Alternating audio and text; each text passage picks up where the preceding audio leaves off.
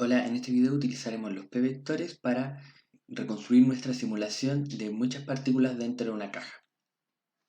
Para ello, definiremos un arreglo de p-vectores. Para ello definiremos arreglos de p-vectores que contengan la posición y la velocidad de cada una de las partículas. De esta forma hemos declarado nuestros dos arreglos de p-vectores, donde p corresponderá a las posiciones y v corresponderá a las velocidades. Además, definiremos un p-vector p0 para definir la posición de la esquina superior de nuestra caja. También definiremos un flotante para el ancho y alto de nuestra caja y para el tamaño de las partículas. Y por último definiremos un entero que dirá cuántas partículas tenemos en nuestra caja. En Void Setup definiremos el tamaño de nuestra pantalla, el color de nuestra pantalla. Posteriormente inicializaremos la variable p0 que corresponde a la esquina superior izquierda de nuestro rectángulo. Y ahora dibujaremos nuestro rectángulo. Antes de inicializar las posiciones y velocidades de nuestras partículas debemos decir cuántas partículas tendrán y por lo tanto el tamaño de los arreglos de p-vectores. Ahora nos corresponde inicializar los p-vectores que están asociados a las posiciones y velocidades de nuestras partículas. Para ello utilizaremos un ciclo for. Inicializaremos cada velocidad inicializaremos la posición de cada partícula dentro de nuestra caja. Para ello designaremos un número aleatorio para la posición horizontal dentro del ancho de la caja y para la posición vertical dentro de la altura de la caja. Esto lo hacemos con la función random para x más el radio hasta p0 x w menos el radio. Y para la posición vertical lo mismo. Las velocidades las inicializaremos en direcciones aleatorias y dibujaremos nuestros círculos. Ahora veamos nuestra caja con nuestras partículas. Ahora podemos ver nuestras partículas dentro de nuestra caja. Aumentaremos el espesor de las líneas para que sea mejor. Ahora nos queda recrear Void Draw. Recordemos que debemos limpiar nuestra pantalla y luego actualizar la posición de todas nuestras partículas. Recordemos que después de actualizar la posición de nuestras partículas debemos escribir nuestro algoritmo de detección de choques con las murallas, el cual escribimos de igual manera que en nuestro sistema de muchas partículas. Recordemos que debemos redibujar nuestro círculo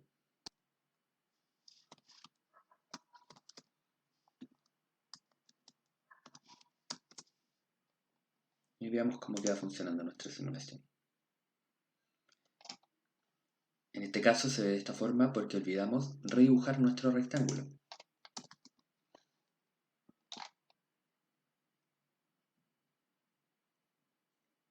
Ahora agregaremos una muralla interna en nuestra simulación que puede moverse de forma horizontal en función de los choques de las partículas. Para ello crearemos una variable que llamaremos mx para la posición de la muralla y mb para la velocidad de la muralla.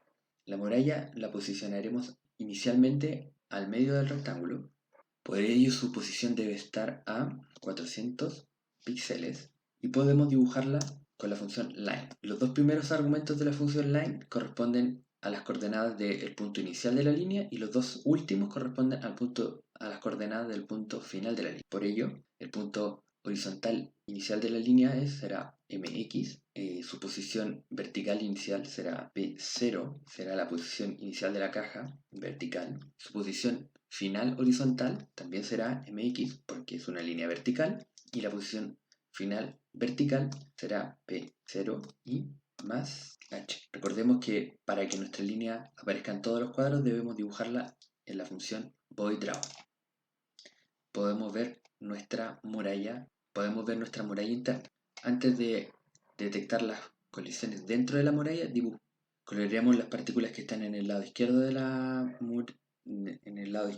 rectángulo de color rojo y las que están en el lado derecho de color azul. Para ello debemos utilizar un un nuevo tipo de variables llamado color y definiremos un arreglo de colores. Debemos decir cuántos elementos tendrá nuestro arreglo y designarlo. Si la posición de nuestra partícula es menor que la posición de la muralla, será de color rojo.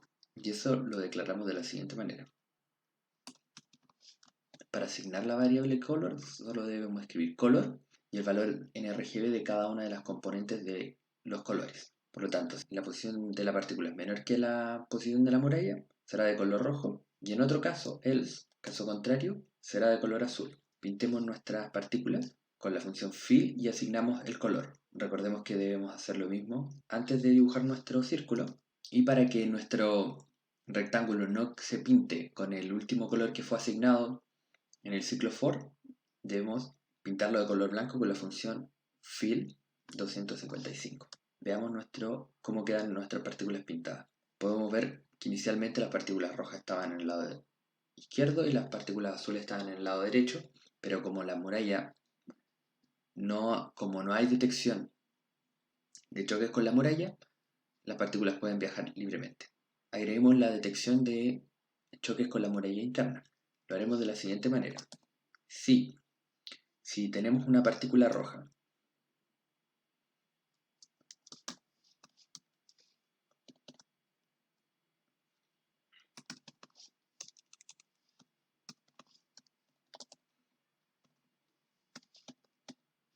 si la partícula que estamos evaluando es de color rojo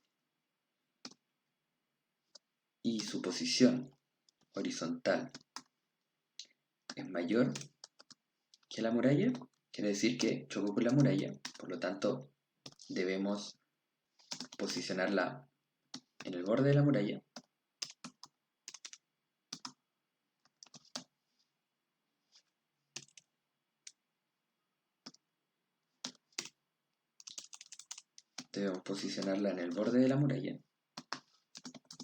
menos el radio de la partícula.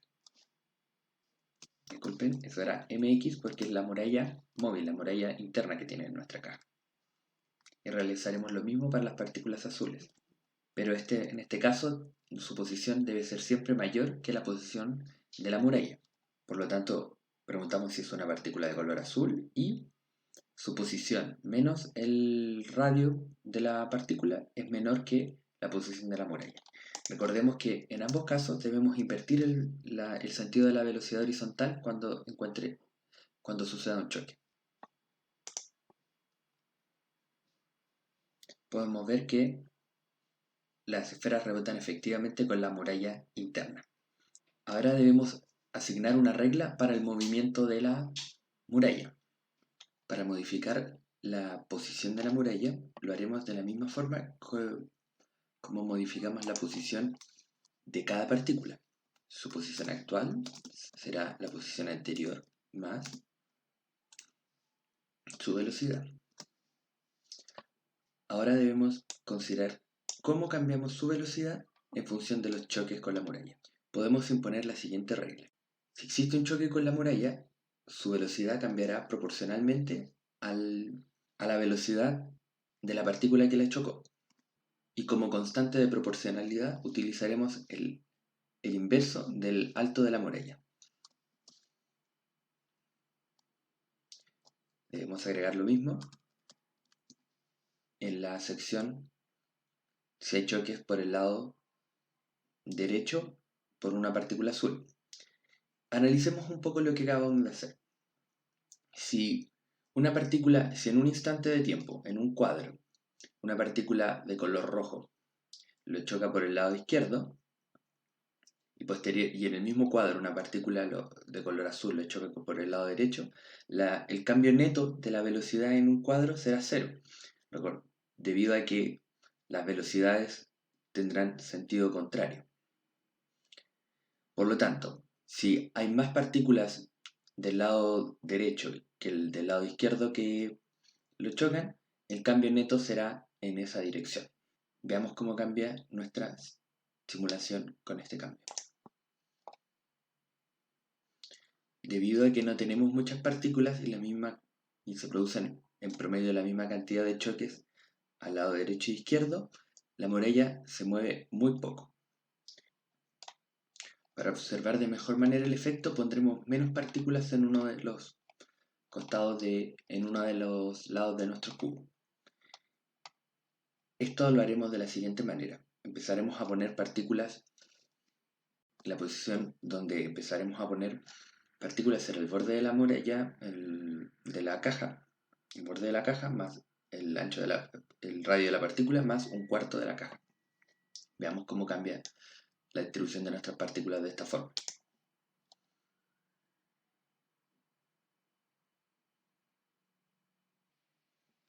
Por ahora el efecto es poco apreciable porque tenemos muy pocas partículas. Pongamos más partículas y disminuyamos su tamaño para verlas mejor. El tamaño serán 5 píxeles de radio y pondremos 500 partículas.